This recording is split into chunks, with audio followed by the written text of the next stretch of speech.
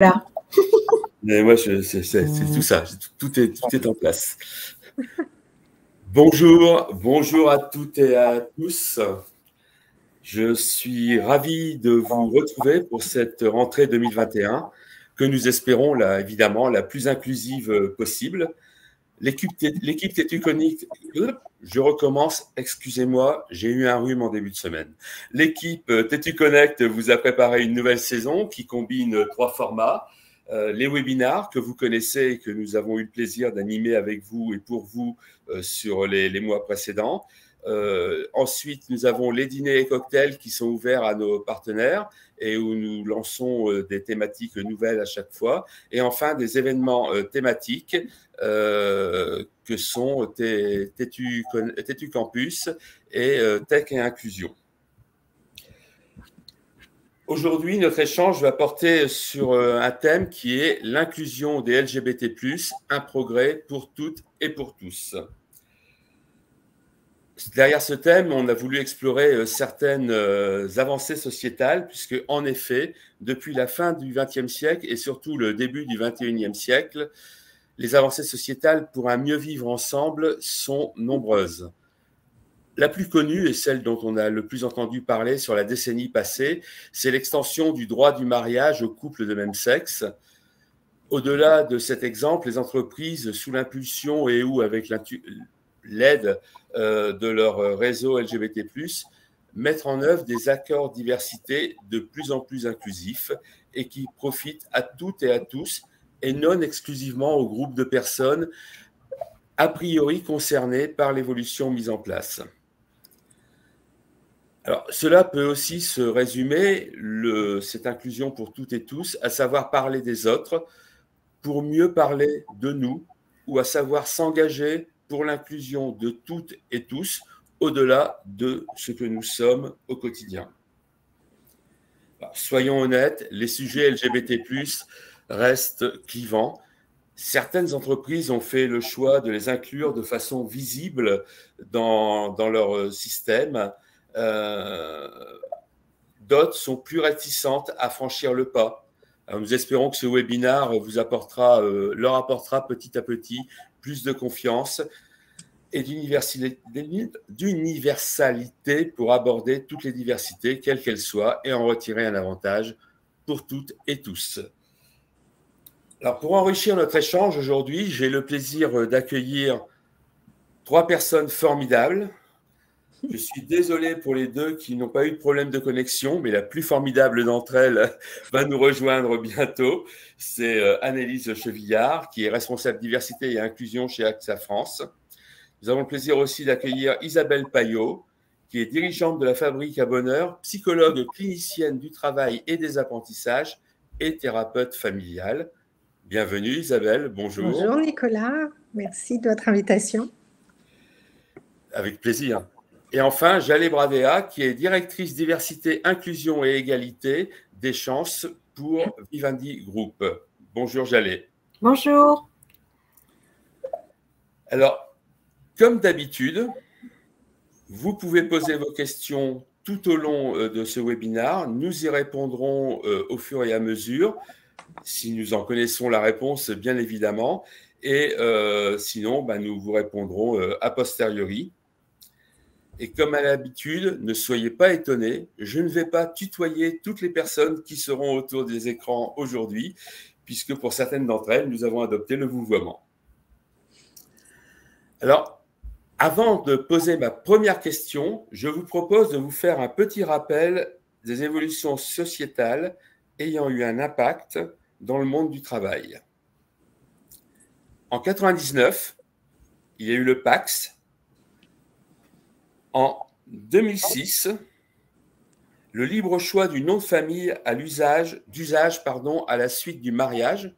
Donc en 2006, madame pouvait prendre le nom de son mari ou monsieur pouvait prendre le nom de sa femme ou avoir les 2 noms accolés. Donc ça, c'est de 2006, donc ça a fait évoluer les systèmes. En 2013, j'en ai parlé en introduction, l'extension du droit du mariage aux couples du même sexe. Et enfin, en 2016, il y a eu une loi qui s'appelait la loi de modernisation de la justice du XXIe siècle, qui a permis de faire évoluer notamment le changement de prénom à l'état civil. Et plus récemment encore, on a eu une avancée sociétale avec l'accès à la PMA pour toutes les femmes cisgenres. Et puis les entreprises, elles, ont progressé sur le congé d'accueil de l'enfant. Alors, ma première question, elle va être à destination de Djalé. Djalé, comment l'environnement de travail peut-il nous inclure toutes et tous, sans pour autant que ce soit uniquement une personne ciblée ou une catégorie de personnes ciblées? Merci Nicolas et merci encore pour cette invitation. Je suis ravie d'être avec vous pour ce moment d'échange et de partage. Alors, comment est-ce que l'environnement de travail peut-il toutes et tous nous inclure? J'ai envie de transformer légèrement la question et dire, est-ce que finalement l'environnement de travail a le choix de faire autrement que de nous inclure toutes et tous? Aujourd'hui, depuis quelques années déjà, des études très sérieuses de cabinets plus prestigieux les uns que les autres établissent une corrélation directe entre plus de diversité et plus de performance. Et dans au moins l'une de ces études, celle de McKinsey, je crois, c'est encore plus fin que ça. C'est le fait de se mettre en ordre de marche pour être inclusif qui apporte déjà de la performance. Et donc, pour répondre à votre question, j'ai envie de dire que c'est ce changement d'attitude qui est favorable à l'acceptation de l'autre, quelle que soit sa différence ou ses différences. Ou plutôt, du coup, effectivement, ce qu'on appelle aussi sa singularité. Car au-delà des communautés qu'on définit, ce que nous appelons diversité, les communautés dont on a l'habitude, le genre, le handicap, les LGBT, les générations, les origines ou ce que d'autres cultures appellent les ethnies, en fait, ou quand on ne se définit dans aucun de ces groupes, ou d'ailleurs quand on est dans plusieurs de ces groupes, peu importe, en fait, nous sommes toutes et tous des êtres hybrides. L'hybridation, c'est une notion qu'une philosophe qui s'appelle Gabrielle Alpern, avec un H, a introduit dans le débat de la diversité et de l'inclusion, que je trouve super intéressant, parce que nous sommes en effet toutes et tous des êtres hybrides. Et ça, c'est plutôt une très bonne nouvelle. Ça veut dire que tout un chacun, nous sommes faits de plein de choses qui nous composent et qui sont nos différences. Afficher ou pas afficher, assumer ou pas assumer, peu importe.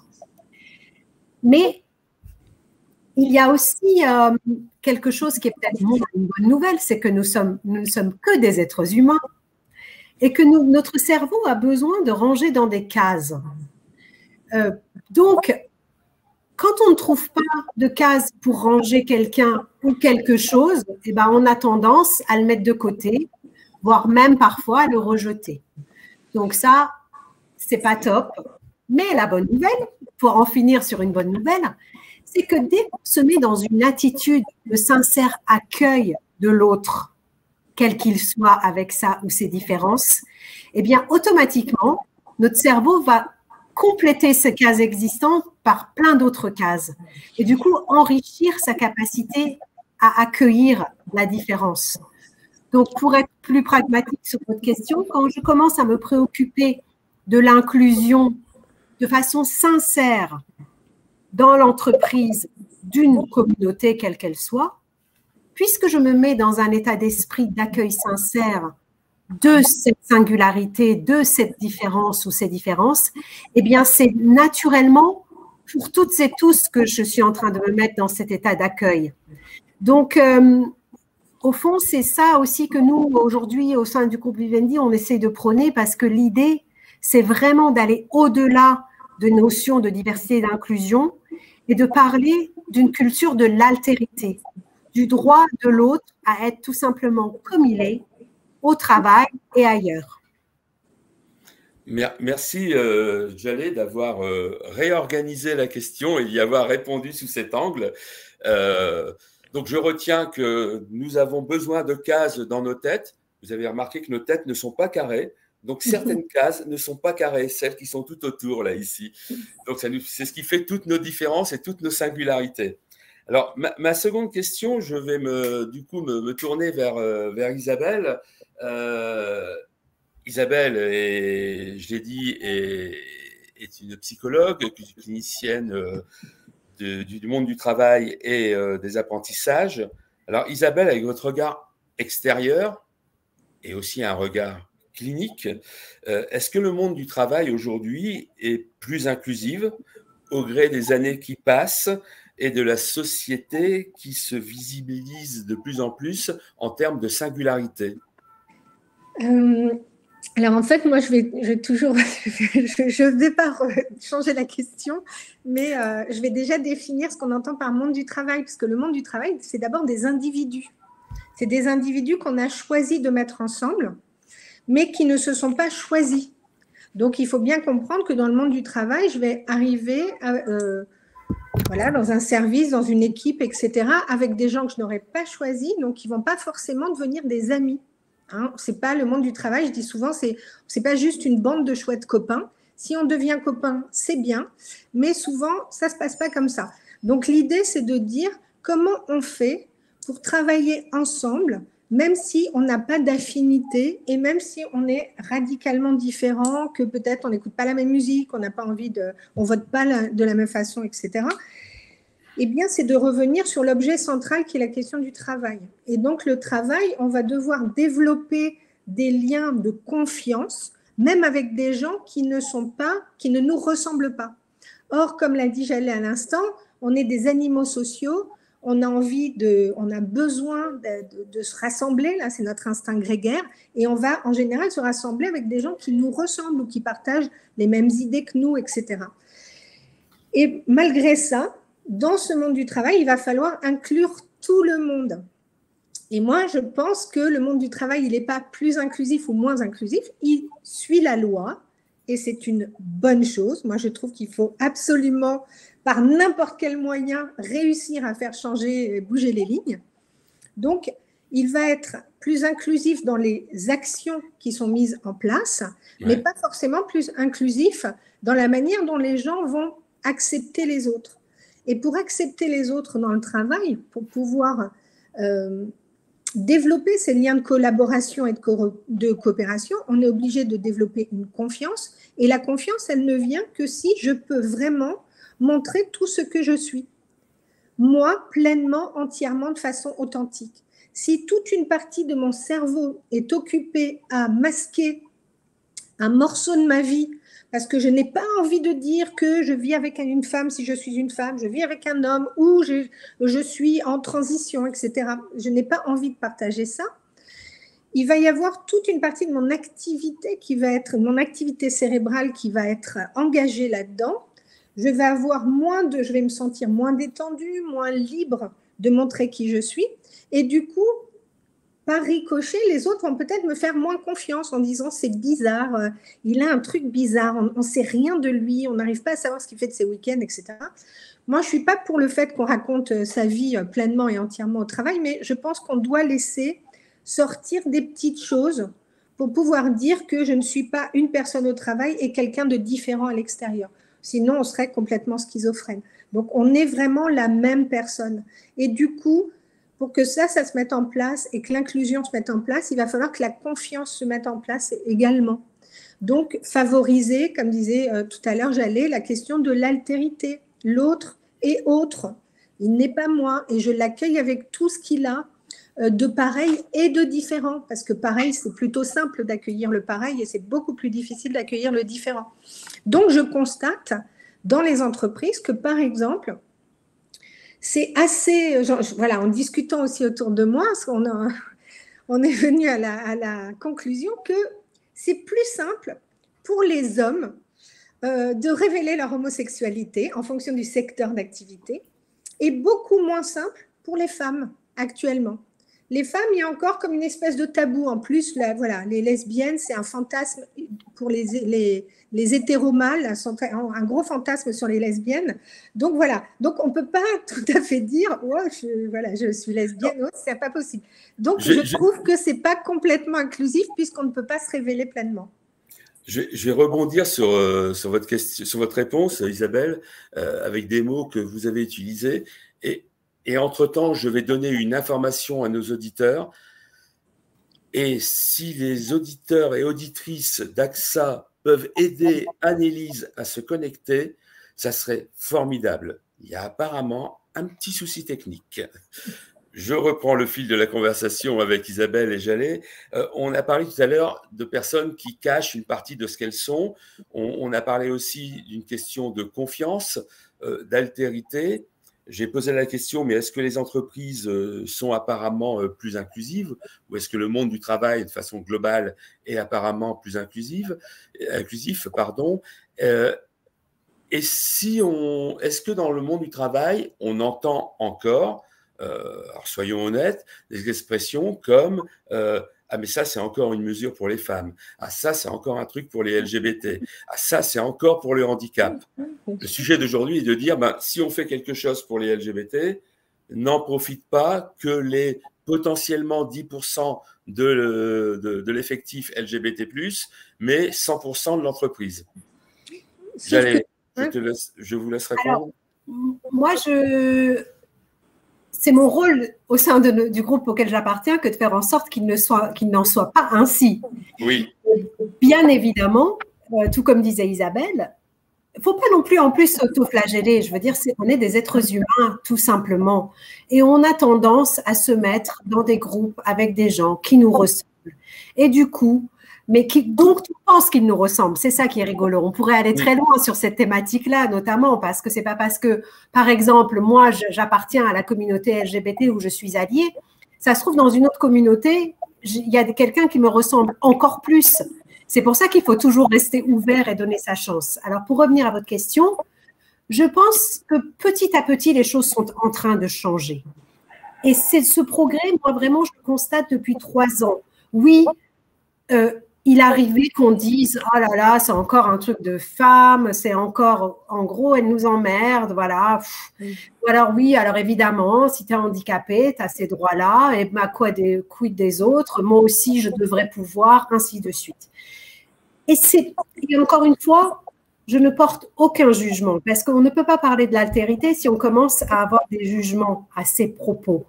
C'est probablement humain au départ d'avoir ce type de réaction, mais justement le travail qu'on fait et qui existe de plus en plus dans les entreprises, c'est de faire en sorte qu'il y ait des passerelles et qu'il y ait une compréhension sincère de l'autre. Et je voulais d'ailleurs rebondir, si vous me permettez, par rapport à quelque chose que disait Isabelle.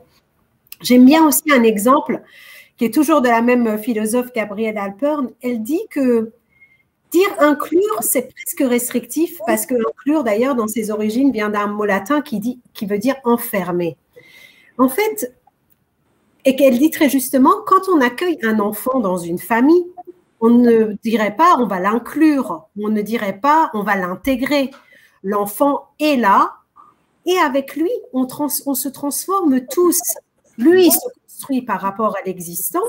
Et nous qui étions déjà là, nous construisons par rapport à ce nouvel être qui est arrivé. Eh bien, pour moi, c'est la même chose. Quand je dis accueil sincère, ça va au-delà des lois, ça va au-delà des chartes et des mots.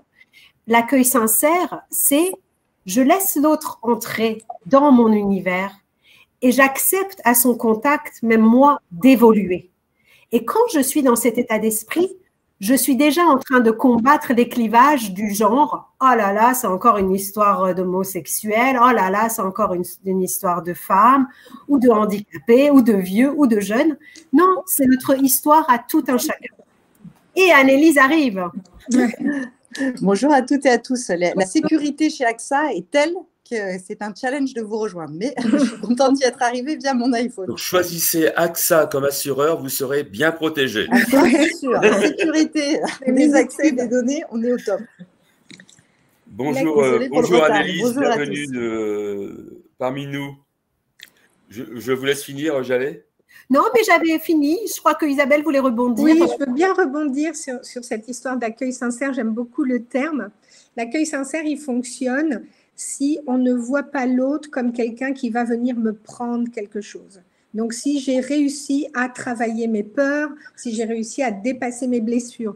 Donc, l'inclusion, la capacité à inclure, à faire une entreprise la plus inclusive possible, elle passe aussi par quelque chose qui est que moi, à l'extérieur, en tant qu'individu, je dois travailler sur des choses. Alors, c'est la psy qui dit ça, bien évidemment, mais je dois travailler sur toutes ces choses qui me font peur. Si je suis persuadée que mon collègue est là pour me piquer ma place, si je trouve ça injuste qu'il ait le droit de passer avant moi à la cantine parce qu'il est en fauteuil roulant, etc., si je vis toujours les choses comme un manque ou comme quelque chose qu'on me prend, ça va être très difficile d'être le plus ouvert possible et d'accueillir le plus sincèrement possible l'autre comme n'étant pas un ennemi et comme étant quelqu'un qui est voilà, juste différent de moi et qui ne me prend rien. Donc, il y a tout ce travail-là à faire sur les peurs.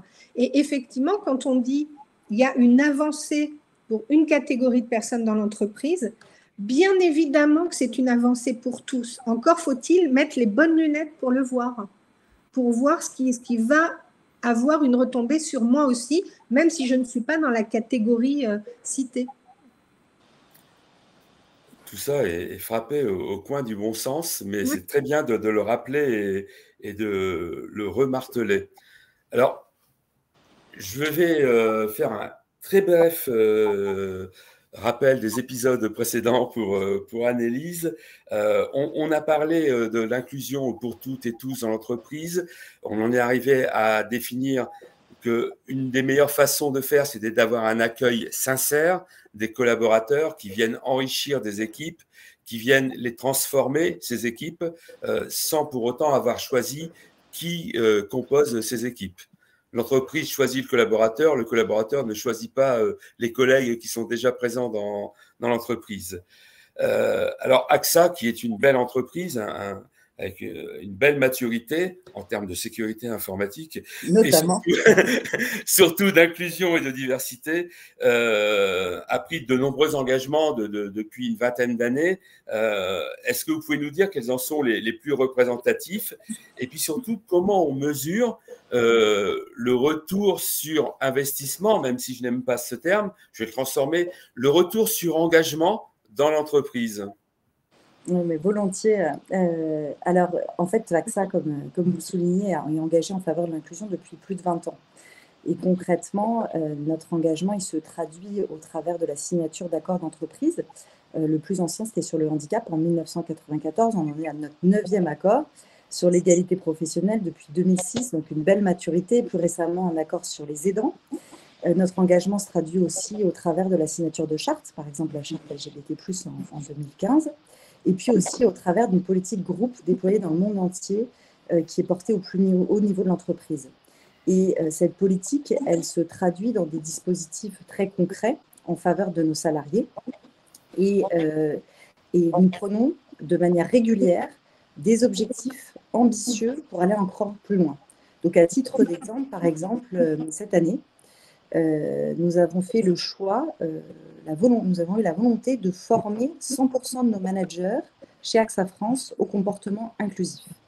Et ce, via un serious game ludique qui s'appelle « Vivre ensemble la diversité ». Donc c'est très ambitieux parce que nous sommes nombreux chez nous. Aujourd'hui, ils sont près de 60% déjà formés et vraiment notre intention, c'est d'arriver à 100%. C'était une volonté de nos collaborateurs aussi de former tous nos managers parce que être inclusif, c'est avant tout, je pense, une façon d'agir et le management a un rôle clé à jouer. Alors, pour parler plus largement de l'inclusion, ce que je trouve intéressant dans ce Serious Game, c'est qu'on comprend 7 modules qui portent sur les critères de discrimination. Plus fort, là, vous m'entendez? Oui, merci. Donc, il comprend 7 modules dont sur les principaux critères de discrimination, que ce soit sur le sexisme, sur l'homophobie, sur la religion, l'origine. Et ce qui est intéressant au travers de ce Serious Game, c'est que nos salariés, nos managers en particulier, mais il est ouvert aussi à tous nos salariés, peuvent vivre des situations très concrètes dans le cadre professionnel sur différentes situations de diversité. Et donc, on ne traite pas que de LGBT+, on traite de toutes les situations de diversité. Et nos salariés, les apprenants, au travers de cette formation, vont être amenés à se tester, à proposer des choix de comportement inclusif. Ils vont bénéficier de débriefs, ils vont bénéficier de quiz, ils vont avoir un aperçu du cadre légal, ce qui est extrêmement important pour nourrir et puis des bonnes pratiques pour progresser. Et c'est vraiment en prenant conscience de leurs biais, de leurs stéréotypes, en comprenant mieux aussi des bonnes pratiques et puis ce cadre légal, que nos managers peuvent progresser. Donc ça, c'est un exemple très tangible de ce qu'on fait chez nous. Et c'est, je pense, extrêmement important parce que pour faire changer les pratiques, il faut former, il faut sensibiliser. Et puis, par ailleurs, vous parliez de ROI, comment est-ce qu'on mesure nos progrès? Et je ne peux être que d'accord, chez nous, on mesure aussi ce qu'on fait, parce que sinon, on n'est pas capable de voir comment on progresse. Et donc, pour mesurer nos progrès, nous utilisons un référentiel neutre, externe, du marché qui s'appelle Mixity, qui a été créé par une start-up Tech for Good. Et ce référentiel nous évalue sur chacun des piliers de notre politique, donc la parité, le multiculturel, le multigénérationnel, LGBT+, et le handicap. Et donc, au travers plus d'une centaine de données très tangibles sur chacun de nos piliers, par exemple le taux de femmes parmi les dirigeants, par exemple le nombre de prises de parole sur l'inclusion LGBT+, l'existence de documents très formels pour former nos salariés sur l'inclusion LGBT+. Donc, au travers de toutes ces données très tangibles, le Mixity nous fournit un score qui est de 92% pour AXA France, qui nous positionne parmi les entreprises matures sur le sujet, mais nous évalue et nous compare aussi par rapport à d'autres entreprises, et puis nous suggère aussi des axes de progression. Et c'est ce qui est le plus intéressant finalement, parce que c'est ce qui nous permet d'aller encore plus loin, ce qui est notre volonté. On n'est jamais suffisamment inclusif. Et donc, ça nous permet vraiment de mesurer sur chacun des piliers. Et ce que je trouve intéressant, c'est que finalement, longtemps, on a mesuré nos progrès sur la parité, via des accords, on a des objectifs très tangibles sur les écarts de salaire femmes-hommes, sur le taux de collaborateurs en situation de handicap. Là, c'est plus large. Et donc, en ayant une approche plus globale, on sensibilise aussi les collaborateurs plus largement sur l'inclusion. Est-ce que je peux dire un mot sur Mixity, justement, parce qu'évidemment, nous aussi, Vivendi, on a cet outil de mesure. Et en plus, mais je pense qu'Annelise est au courant, on a eu la chance de pouvoir mener avec Mixity un pilote à l'international de ces questions de diversité. Et quand on est un groupe international, c'est aussi extrêmement intéressant parce que ça nous a permis vraiment d'avoir un peu de bouger le curseur. Certaines cultures sont très à l'aise avec certaines notions que nous, ici en France. Nous, on est plus à l'aise avec d'autres notions. Et donc, je trouve que vraiment, il y a aussi cet aspect international des choses. Et c'est un vrai challenge que de se dire on mesure à l'international parce que déjà, les mots ne sont pas les mêmes. Mais ça rajoute encore plus à ce besoin de se mettre dans un état d'esprit d'inclusion sincère. Et donc, je vois tout à fait de quoi Annelise parle, parce que nous aussi, on est passé au travers de cet exercice, tout en douceur. C'est ça qui est bien aussi, c'est-à-dire l'idée, c'est pas du name and shame. L'idée, c'est pas encore une fois de se faire mal à dire oh là là, il y a encore ça qui ne va pas, ça sur quoi on doit progresser. Mais c'est quand même de se donner un focus pour aller plus loin en intégrant les différentes parties de ce qu'on appelle diversité. Et même, je ne peux être que d'accord avec ce que vous venez de dire. Et ce que je trouve intéressant, c'est même nos débats à l'international sur le bon vocable à utiliser, sur l'approche anglo-saxonne versus la française. Exactement. Et l'importance de la nuance et de l'adaptation à chaque pays. Ça nous pays. fait grandir parce que c'est un peu comme à l'école des fans, tout le monde a raison dans le fond. On ne peut pas dire que quelqu'un a plus raison que l'autre. C'est bien ça aussi. C'est toutes ces vérités doivent pouvoir coexister ensemble. C'est comme dans notre vie au quotidien. Il n'y en a pas un qui est meilleur que l'autre. Nous sommes simplement différents. C'est ça. Isabelle, vous alliez rajouter quelque chose? Non, c'est juste... C'est mon esprit espiègle qui me dit que l'école des fans, et je ne sais pas si les moins de 25 ans qui sont en ligne, c'est vrai. La référence. Donc, Zut. Pas de préjugés, pas de préjugés. Moi qui voulais pas qu'on sache mon âge, c'est raté. Hein. Voilà.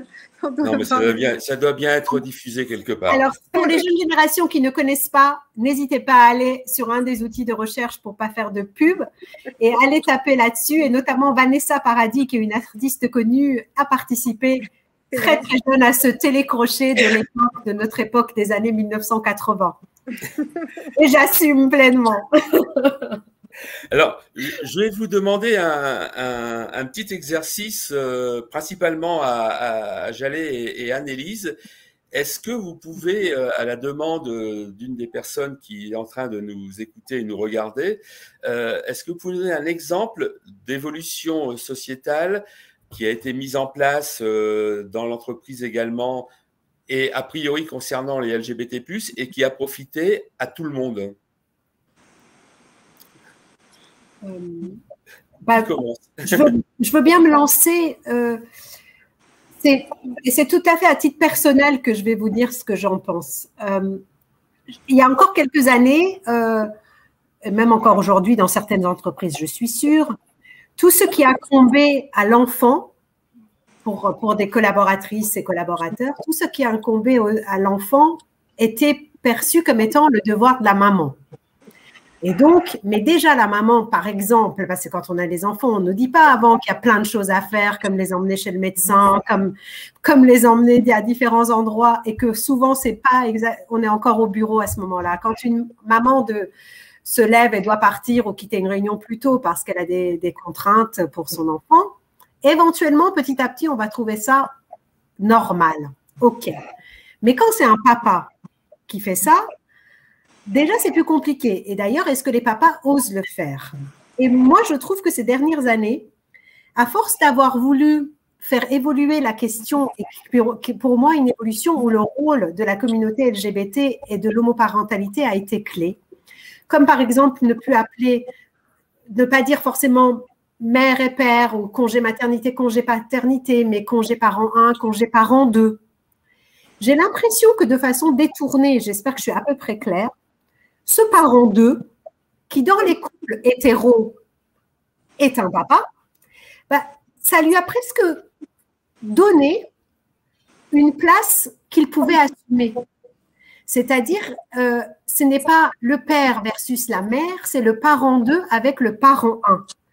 Je ne veux pas retirer aux femmes leur maternité. Bien sûr que la femme porte l'enfant, donne naissance, donc il y a quelque chose qui est en relation avec son corps, le congé qui est plus long, etc. Mais les papas, souvent, il y en a beaucoup. Même si aujourd'hui, il y a plus de jours, et nous, par exemple, bien évidemment que ces jours-là, il y a un maintien de salaire, mais souvent, les papas n'osent pas ou prendre leur jour alors qu'ils ont envie de passer du temps avec leur enfant. Eh ben, je trouve que cette notion de parent 1, parent 2 est un peu déculpabilisée, a un peu fluidifié l'acceptation du congé deuxième parent, en l'occurrence qui avant s'appelait ou parfois s'appelle encore congé paternité. Donc voilà un progrès qui, de façon détournée, finalement, qu'est-ce qui se passe? Le parent 2 prend ses congés ou le papa prend ses congés, le papa s'investit davantage dans la vie de l'enfant, c'est bien pour lui, c'est bien pour l'enfant et c'est bien pour la maman ou le parent 1 qui, de fait, peut être plus investi sur le champ de son travail. Donc, finalement, de façon encore plus détournée, ça favorise l'égalité des droits des femmes et des hommes au travail. Donc, en fait, moi, voilà, j'espère que je suis claire dans ce que je vous apporte comme impact. J'ai pas de message comme quoi ça n'a pas été compris, donc je pense que vous avez été parfaitement clair. Il y a même des pouces qui se lèvent. Merci Annelise, moi aussi je pousse. Bon, la sémantique du pouce est parfaite. Annelise, un autre exemple peut-être qui a été mis en place chez AXA ou pas, ou Isabelle? Alors, moi, je trouve que l'exemple de Jalette est assez symptomatique. Ce que je trouve intéressant aussi, c'est les prises de parole. Quand on a des prises de parole, moi, ce qui m'a frappée, c'est des prises de parole de collaborateurs ou de dirigeants LGBT+, et qui finalement donnent de l'espoir ou donnent du courage à d'autres, à des collaboratrices et des collaborateurs qui peuvent qui peuvent exprimer d'autres formes de diversité, qui peuvent avoir le courage de prendre plus facilement la parole. J'ai souvent ces feedbacks-là de collaboratrices ou de collaborateurs qui me disent c'est génial, tel dirigeant LGBT+ a pris la parole, moi je peux le faire aussi, alors qu'ils ne sont pas forcément LGBT. Donc je pense que en prenant la parole, en ayant du courage, on nourrit aussi l'espoir et le déterminisme de tous et de toutes. De montrer en montrant la diversité, en ayant des personnes qui prennent la parole, on encourage effectivement cette... on commence à sortir de ce qui a duré un peu trop longtemps, à mon sens, qui est le management par la terreur ou par la peur, où chacun était replié en disant « il ne faut pas qu'on m'entende comme ça, je me fais le plus discret possible et je vais pouvoir tracer ma route tranquillement. Et donc, il y avait quand même une absence de courage qu'on a pu voir aussi, par exemple, dans la question du collègue qui se fait harceler et je ne dis rien parce que j'ai trop peur que ça me tombe dessus, etc. Donc, le courage, ce n'était pas la valeur la plus partagée au sein des entreprises il y a encore quelques temps. Et on voit que là, au fur et à mesure, ça commence à sortir. Moi, je crois beaucoup sur la question des jeunes générations qui osent dire les choses, qui osent dire ça ne me convient pas. Et je vais donner un exemple tout à fait personnel.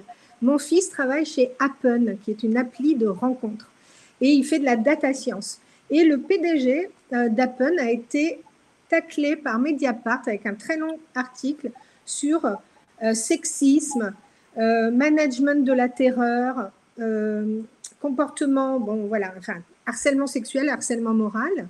Quand mon fils a lu cet article-là, il a envoyé un message à sa manager en disant « Cet article, s'il est bien exact, ne me donne pas envie de revenir travailler au bureau et ne me donne peut-être même pas l'envie de continuer à travailler dans cette société-là. Parce que je ne peux pas soutenir cette façon de faire. » Eh bien, tous ces jeunes qui ont parlé ont fait que le conseil d'administration a dit « Merci beaucoup, monsieur, au revoir ». C'est plus possible de fonctionner comme ça dans les sociétés aujourd'hui. Il y a des choses qui doivent s'arrêter. Donc, c'est aussi d'avoir ce courage de porter sa voix. Alors, pour certains, c'est plus difficile que pour d'autres, parce que si j'ai besoin de travailler parce que je suis seule avec mon enfant, je vais peut-être avoir moins ce courage et c'est normal. Mais plus il y aura de soutien, de collaboration, de dire on est ensemble et on peut refuser que quelqu'un soit traité différemment parce qu'il est différent pour 1000 raisons. À partir de ce moment-là, on va réussir à avancer et être vraiment dans quelque chose qui sera très inclusif et qui sera très courageux. Donc cette notion de courage, moi, elle m'est assez chère et je trouve que c'est important de dire que c'est ça aussi pour faire avancer les choses, c'est de dire non, ta blague homophobe, j'en veux pas. Moi, elle me fait pas rire et je te dis stop. Je vais pas juste rester courtoise en disant oh, je vais trop rien dire, je veux pas vexer mon collègue. Non, je vais lui dire pas ok pour moi. Ni ton comportement, ni ce que tu dis. Et d'avoir ce courage-là de dire stop. Parce que ça fera fermer la bouche de certains. Alors, je vais relayer une question qui nous arrive sur le chat, dont j'apporterai le premier élément de réponse et je vous laisserai, mesdames, l'enrichir, bien évidemment. Quelle différence notez-vous dans l'inclusion LGBT+, entre la France et le reste du monde? J'ai l'impression que la France aurait beaucoup à s'inspirer des pays d'Amérique du Nord, comme les États-Unis et le Canada. Alors, je précise que dans le reste du monde, il y a aussi la Hongrie, la Pologne, la Russie, l'Afrique, la Chine, l'Afghanistan, et que la France n'a pas à rougir de ses avancées sociétales, aussi lentes soient-elles. On les trouve toujours trop lentes. Et j'apporte une précision que j'apporte souvent par rapport aux États-Unis, qu'on met en avant comme étant le pays libéral et du bien-vivre en étant LGBT. Je rappelle que pour pouvoir travailler aux États-Unis plus de 6 mois, il faut présenter un certificat de séronégativité. En termes d'inclusion, je crois que la France, nous sommes nettement meilleurs. Mais je laisse Annelise, Jallet et Isabelle répondre. Oui, moi je pense qu'en fait, je trouve que ce que vous venez de dire me touche beaucoup parce que souvent j'entends ça, les États-Unis sont en avance, les pays anglo-saxons. Je pense qu'en fait, quand on regarde dans les détails, la situation est plus complexe que ça. Ça dépend à quels égards, ça dépend sur quoi. C'est tellement complexe qu'il faut. Je trouve que la France progresse. En tout cas, alors je parle surtout pour AXA en l'occurrence, mais je vois les choses bouger rapidement quand même dans notre entreprise. J'aimerais qu'elles aillent encore plus vite, mais je vois quand même de vrais changements et très positifs. Après, un des sujets moi qui me touche, on en avait parlé, Nicolas, c'est l'invisibilité des lesbiennes, où je trouve que là, il y a encore beaucoup de boulot. Alors, je ne sais pas si c'est le cas encore, enfin, si vraiment la situation est meilleure aux États-Unis ou dans les pays anglo-saxons. Je pense que là aussi, ça varie. Mais en tout cas, je pense qu'on peut encore progresser sur le sujet en France, ça c'est sûr. Si je peux apporter, effectivement, dans cet exercice de pilote de l'outil Mixity à l'international dont je vous parlais, on a eu la chance du coup d'avoir autour de la table, alors Mixity International, Vivendi est dans 80 pays, mais pour faire un exercice, on était en fait, il y avait la France, le Vietnam, l'Angleterre et les États-Unis. Donc, ça rejoint un tout petit bout de la question de Maxence, je crois. J'ai l'impression qu'en effet, on n'est vraiment pas si mal que ça en France. Ne nous plaignons pas en permanence. Il y a eu de nombreux progrès qui ont été apportés par d'ailleurs des voix qui ont su s'imposer. J'ai, moi, à titre personnel, en effet, le sentiment que l'homosexualité féminine mérite encore un petit peu de pouvoir progresser parce qu'il y a quelque chose qui, pour moi, n'est pas aussi à l'aise que l'homosexualité masculine. Ce que je constatais, en tout cas, aux États-Unis, par exemple, où en effet, est-ce qu'on parle de la Californie ou est-ce qu'on parle du Wisconsin? En plus, selon l'État, les choses sont très différentes. Il y a, par exemple, plus facilement des groupes d'affinités qui se créent au sein des entreprises et dont les revendications ont des chances d'aboutir. Mais après, tu connais que c'est aussi ça, c'est un groupe d'affinités inter-entreprise et ça a cette force-là. Et puis, j'ai aussi l'impression, mais alors là, ce n'est pas sur le sujet LGBT forcément. Par exemple, j'ai l'impression qu'en Angleterre, l'acceptation du handicap a été plus simple dans nos filiales. Et quand je leur disais, mais comment ça se fait que vous soyez à 7% de personnes handicapées, là où nous on fait des pieds et des mains et on a du mal à faire augmenter ce taux, on m'a dit, on a affiché qu'on était une boîte anti-accueillante et les gens ont dit les choses. Et je peux vous assurer qu'il y a quelque chose, je pense, culturellement qui est différent en France. De l'ordre de ne pas oser forcément ou d'avoir peur. Ça rejoint un peu ce que disait Isabelle au début. Annelise n'était pas encore là. L'idée, c'est pas de tout dire de soi. L'idée, c'est même pas de dire. Mais l'idée, c'est de ne pas passer de l'énergie à cacher ce qu'on est. Et je pense que en la matière, on a encore des progrès à faire, mais partout dans le monde. Encore une fois, je vous rejoins, Nicolas. N'oublions pas que pas très loin de nous, il y a des pays où l'homosexualité est extrêmement mal perçue, condamnée, etc., etc. Ce qui signifie, mais continuons, c'est-à-dire tout ce qui a été acquis ces 20 dernières années, tous ces droits, et c'est pareil pour certains droits pour les femmes, tout cela est fragile. À notre porte, les choses ne sont pas forcément les mêmes. Donc, oui, regardons ce qu'il y a de mieux dans d'autres pays, juste pour ne pas oublier là où on doit tous aller ensemble. Et donc, oui, Maxence, je pense que moi, pour avoir regardé effectivement du coup de plus près ces deux pays dont vous parlez, il y a quelque chose de peut-être un peu plus décomplexé en Angleterre. Et aux États-Unis, c'est très variable selon l'État dans lequel se trouve chaque individu. Voilà.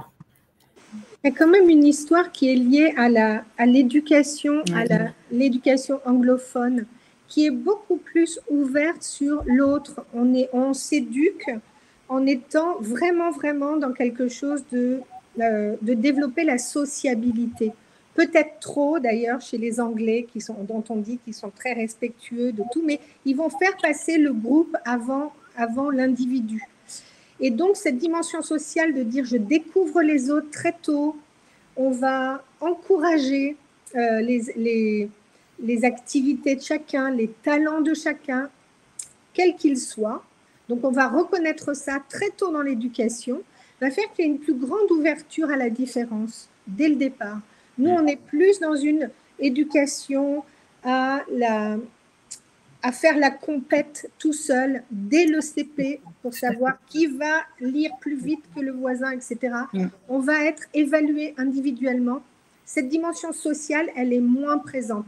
Ça, c'est vraiment lié à l'histoire. C'est aussi lié à l'histoire des États-Unis où ils ont été obligés, voilà, ce melting pot, ils ont bien été obligés de se serrer les coudes et d'apprendre à se connaître les uns les autres, même s'ils ont de grosses parts d'ombre dans leur histoire également. Mais donc, il y a une dimension plus sociale, plus ouverte sur l'extérieur, donc plus accueillante dès le départ. Vous avez super raison, Isabelle. D'ailleurs, dans les écoles anglo-saxonnes ou même en France, quand il y a cette culture-là, il y a beaucoup de travail d'équipe dès le plus jeune âge. C'est-à-dire, on ne demande pas individuellement aux enfants de donner des réponses, on les fait réfléchir ensemble en groupe de 4, en groupe de 5. Et ça permet énormément d'ores et déjà, et petit, parce que je suppose que c'est plus facile de changer ses mauvaises habitudes petit, on apprend à laisser une place à l'autre, en fait. Oui. Et ça, c'est super important. Parce que petit, il n'y a pas de mauvaises habitudes. On ne naît pas raciste, on ne naît pas homophobe. Ça n'existe pas. Ça, c'est pas du tout lié au départ. Donc, c'est vraiment quelque chose qui est appris. Et donc, on va aussi valoriser d'autres talents. Contrairement à la France, on va valoriser le talent d'entraide. On va donner, on va féliciter celui qui aura été super aidant avec son copain ou sa copine, etc. Donc, c'est une autre vision des choses. C'est pour ça que ça semble plus facile d'accepter les différences, toutes différences religieuses, LGBT, etc., dans les pays anglo-saxons, parce que pour eux, il n'y a pas de sujet là-dessus. Alors, merci beaucoup. Je vais répondre rapidement à une question d'Alice ou à une affirmation d'Alice, que dans certaines écoles primaires en Angleterre, il existe des journées d'inclusion LGBT+. C'est plus que vrai. En France, c'est pas le domaine où on est le plus en avance en termes d'inclusion des LGBT+, à l'école, ni même en termes d'inclusion tout court. Je peux déjà vous dire que Tétu Connect, nous travaillons avec une autre association à mettre en place un module de lutte contre les haines LGBT-phobes en ligne à l'école pour que les enseignants sachent réagir au cyberharcèlement LGBT-phobe. Donc, ça avance. Ce sont des tout petits pas. Ce ne sont pas les plus visibles, mais je vous assure que même le monde de l'école, même le mammouth, ça c'est encore une expression de vieux, de l'éducation nationale, on va arriver à le faire bouger. Ouais, et si je peux rebondir, nous on reçoit des stagiaires de 3e, des enfants de nos collaborateurs, et puis aussi des jeunes qui sont parfois issus de REP ou de REP+, et il y a des échanges, on essaie de les sensibiliser aux stéréotypes et à notre politique d'inclusion, et les échanges sont parfois à cet égard très intéressants. J'avais un stagiaire dans mon équipe qui lui-même était LGBT, qui avait été sidéré de voir les propos tenus par certains jeunes de 3e assez homophobes. Oui. Et donc, je pense qu'en effet, là, il y a vraiment un rôle très important de l'éducation nationale et puis de nous tous, de nous toutes et nous tous, dans l'école dès le plus jeune âge. Alors, la transition est parfaite. On va faire un petit flashback sur l'école des fans et puis on va parler des enfants d'aujourd'hui. Alors, on parle souvent de faire société, mais est-ce que ce faire société a le même sens pour toutes les générations? Alors, aujourd'hui, en 2020, c'est la première décennie où nous avons 3 générations qui sont en même temps au travail. Les personnes autour de 60 ans, les personnes autour de 40 ans et les personnes autour de 20 ans. Les personnes autour de 60 ans, c'est-à-dire le monde des années 80, de l'école des fans. 60 ans déjà? Oui. Non, car il y a 40 ans. Et ont 60 ans aujourd'hui. Dans les années 80, il y avait une vraie séparation entre la vie privée et la vie pro. On n'amenait pas du tout sa vie privée au travail. On était au travail pour bosser et à la maison pour les tâches ménagères. Ensuite, dans les années 2000, donc 20 ans après, la génération qui était en place a érigé en principe de qualité de vie au travail la diversité et l'inclusion. Tous ces termes, toutes ces actions menées qui parlent de diversité et d'inclusion, ou si on retourne le propos d'inclusion des diversités dans l'entreprise, ça date d'il y a une petite vingtaine d'années. Aujourd'hui, on a une nouvelle génération, la 3e, qui arrive également dans le monde du travail. Et j'aurais presque tendance à dire, je vais utiliser l'appellation d'origine dont je citerai l'autrice après. Cette génération, elle est inclusive by design, et pour le dire en français, qu'elle est naturellement inclusive. Ce propos a été tenu par Jaleh lors de notre entretien préparatoire. Alors, aujourd'hui, comment on fait pour mener une politique diversité et inclusion dans une entreprise qui soit ouverte à toutes et tous et qui soit transgénérationnelle? Alors, je posais ma question à Jaleh, qui est autrice du terme Inclusive by Design. Inclusive by Design, exactement. Oui, effectivement, moi, j'ai cette impression de cette jeune génération, celle qui arrive, mais quelqu'un d'autre l'a dit tout à l'heure, c'est sans doute Annelise ou Isabelle, je ne sais plus, de très en demande de sens de leur travail et déjà très mûrs sur les thématiques de diversité et d'inclusion, mais aussi pour la planète. Enfin, voilà, je trouve qu'ils arrivent avec de réelles revendications. Je me rappelle avoir participé il y a 2-3 ans à une formation qui voulait nous apprendre comment gérer les Gen Z. Et on se disait autour de la table, oui, ils ont des attentes de qualité de vie, etc. Oui, ils voudraient ci, ils voudraient ça. Et puis finalement, moi, en tant que personne plus âgée, donc vous l'aurez compris, je lève la main, je leur dis, mais est-ce que nous tous, on n'a pas cette attente-là en réalité?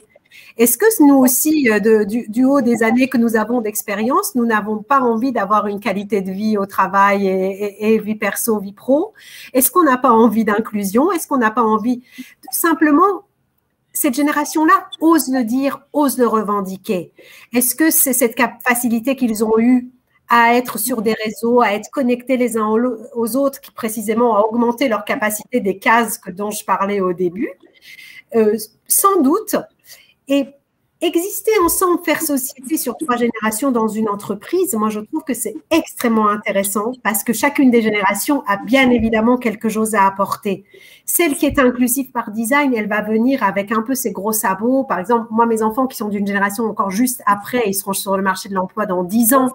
Mon fils me dit, maman, tu devrais plus dire il ou elle, mais il faut que tu dises elle dorénavant, surtout toi dans ton travail, etc. Nous, ce que nous, les plus anciennes générations, on peut leur apporter, pour moi, c'est plusieurs choses. D'une part, c'est de ne pas être forcément trop dur aussi dans leur position. Parce que toute position poussée à l'extrême n'est pas forcément bonne à prendre. Il ne faudrait pas qu'on devienne des fanatiques non plus de la philosophie de l'inclusion.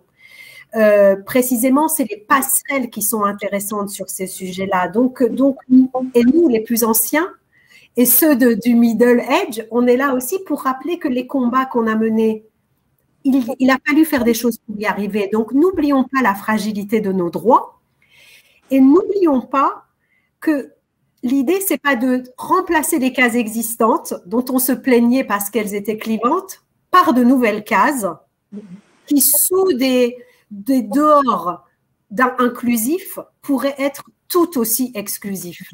Donc, c'est ça, j'ai envie de répondre, c'est tant mieux s'il y a cette coexistence parce que les passerelles entre ces générations sont aussi ce qui va apporter et à la fois la modernité et à la fois l'expérience qui va avec les années pour qu'on puisse aller dans le bon sens. Là où je rejoins ce que vient de dire Jaleh, c'est qu'en fait, dans les années 80, il ne faut pas oublier qu'on avait Bernard Tapie quand même. Allez regarder, on les connaît. Donc, il y avait Bernard Tapie avec cette réussite à tout prix. On était vraiment dans une société de l'avoir. Il fallait réussir, il fallait avoir des biens, une belle voiture, beaucoup d'argent, etc. On était vraiment dans ce modèle-là. Et ce modèle-là, au fil des ans, il s'est épuisé parce que l'économie est ce qu'elle est, la vie du monde du travail est ce qu'il est. Et on arrive vers quelque chose où on a plus envie d'un retour sur soi, donc on va de l'avoir vers l'être. Donc ça, c'est vrai dans une vie, c'est vrai dans la crise de milieu de vie où tout d'un coup on dit c'est bon, j'ai tout, j'ai la maison, tout va bien, etc. Maintenant, j'ai envie d'aller me découvrir moi-même. Mais en fait, c'est vrai aussi pour toutes les générations aujourd'hui. Tout le monde, maintenant au travail, a besoin de sens. On ne nous fait plus faire n'importe quoi. Et en disant, j'obéis, je suis le bon petit soldat, je ne veux pas savoir ce qu'on me demande, je ne veux pas savoir où ça va, je vais juste dire oui parce que voilà, je suis formatée comme ça. Ça n'existe plus, quel que soit l'âge maintenant. Donc, il y a vraiment ces échanges et ces jeunes-là les plus jeunes, la plus jeune génération, ils montrent que eh bien, c'est être qui compte et de dire, ils arrivent dans des sociétés, dans des grosses sociétés, et si ça ne leur convient pas, ils vont dire « Salut, merci, moi je vais aller faire le tour du monde pour voir ce qui se passe ailleurs, ou j'ai un petit projet de permaculture ou d'autres choses ». Donc, il y a une forme de liberté chez eux qui donne envie à des plus âgés d'être libres aussi, de partir plus tôt, d'oser monter des projets, là où ils pensaient avant faire carrière, puis mettre leur projet en place quand ils seraient à la retraite.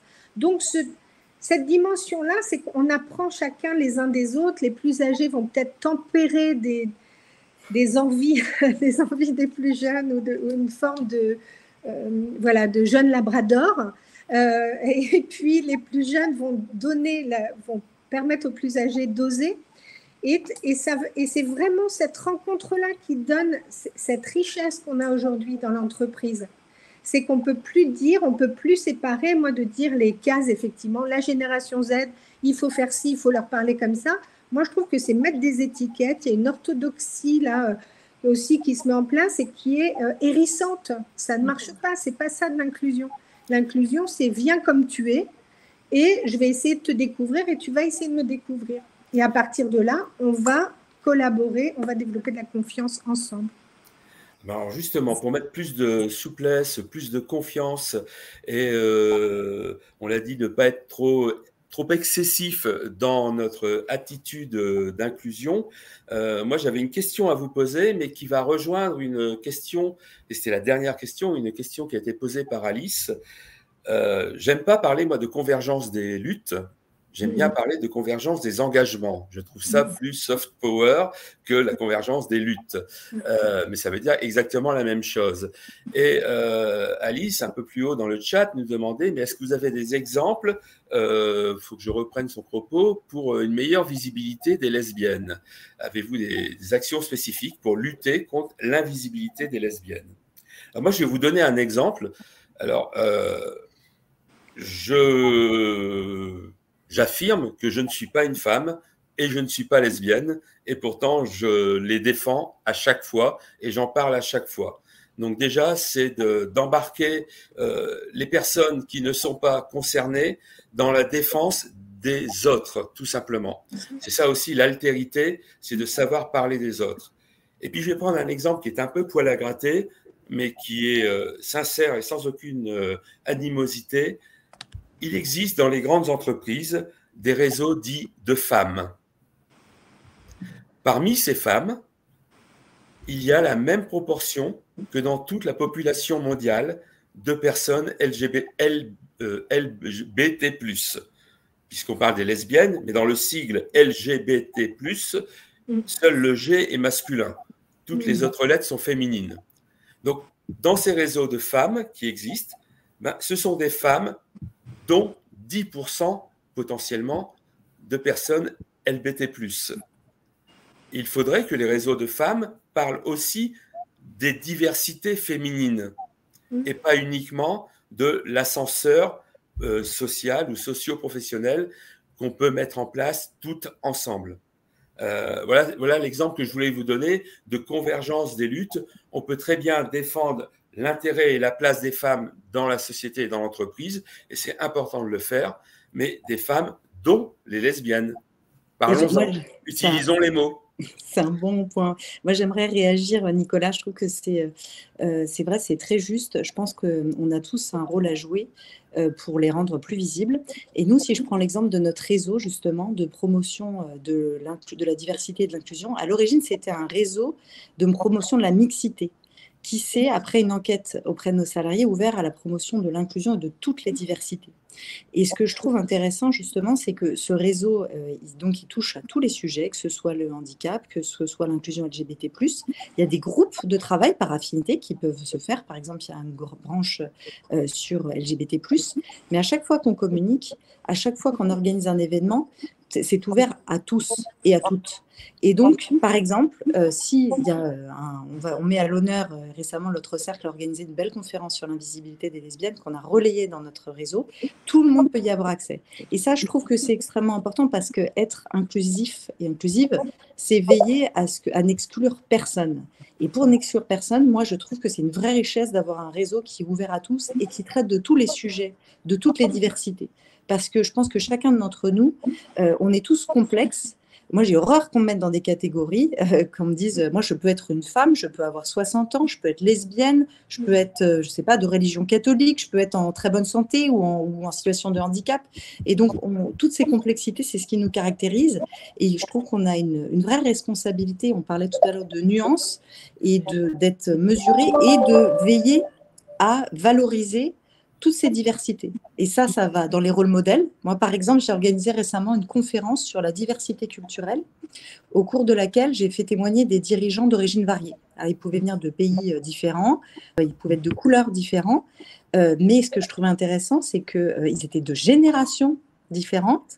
Et par ailleurs, il y avait parmi ces dirigeants un homosexuel qui a parlé de son homosexualité, même si ce n'était pas le sujet directement abordé. À l'occurrence, je n'avais pas de lesbienne, j'aurais bien aimé, quand il y en aura plus de visibles. Mais c'était une opportunité de montrer, alors le terme d'intersectionnalité me semble un peu complexe, et parfois c'est du jargon technique qui peut faire peur, mais en synthèse, l'idée c'est de parler de toutes nos diversités qui nous caractérisent tous, et d'en parler avec des rôles modèles qui peuvent là encore redonner du courage et à d'autres d'avoir envie de s'exprimer et de se rendre plus visible. Et de s'exprimer, d'avoir finalement confiance, d'exprimer qui ils sont vraiment. La visibilité, elle sera d'autant plus vraie quand il y aura effectivement des rôles modèles, des chefs d'entreprise, des femmes qui diront « je suis lesbienne », des femmes politiques qui diront « je suis lesbienne » sans crainte.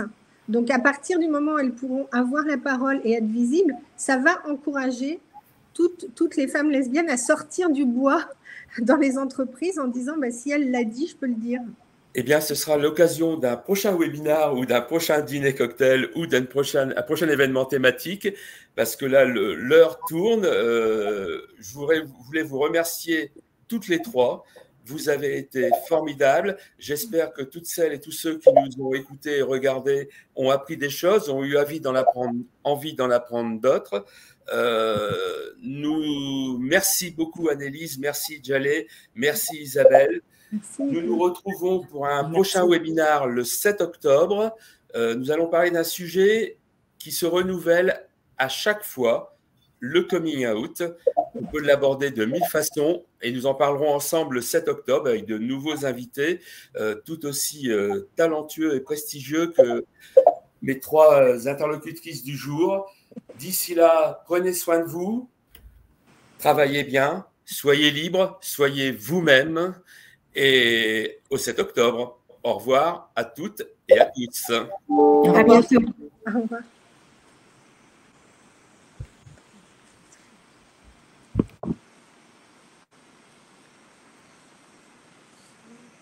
Je ne sais pas comment ça se ferme. Je n'arrive plus à fermer.